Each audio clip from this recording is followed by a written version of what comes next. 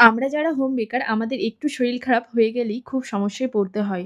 এই যেমন ধরো কালকে আমার ৫টা কেকের অর্ডার আছে। এদিকে আমার আগের দিন রাত থেকে ভীষণ শরীর খারাপ। তারপরেও সেই কাজটা আমাকে কমপ্লিট করতেই হয়। যতই কষ্ট হোক না কেন একটা সাংঘাতিক প্রেশার মাথায় থাকে। কারণ এটা কোনো জুয়েলারি বা ড্রেস নয় যে আজকে ডেলিভারি না দিলেও কোনো সমস্যা হবে না। আমাদের কাছে মানুষজন তাদের স্পেশাল দিনগুলোকে আরো স্পেশাল বানানোর জন্য কেকের অর্ডার করে। আর আমাদের শরীর খারাপ হওয়াতে তো তাদের ডেট পেছাতে পারবে না। যেদিন ডেট সেদিনই নেবে। আর কেক যদি একজনের হয় তাও ক্যান্সেল করা যায়। এতগুলো মানুষের দিন নষ্ট হয়ে যাবে আমার কারণে এটা ভেবেই না আর না করা হয় না। যতই কষ্ট হোক করে দিই। নিজের কাজকে হয়তো ভালোবাসি বলেই মনের জোরে করতে পারি। তবে কিছু কিছু সময় মনের জোর থাকলেও শরীর আর সাথ দিতে চায় না। আজ ২ দিন যাবৎ তাই হচ্ছে। এই যেমন আমার আগাগোড়া প্রেশার খুবই লো।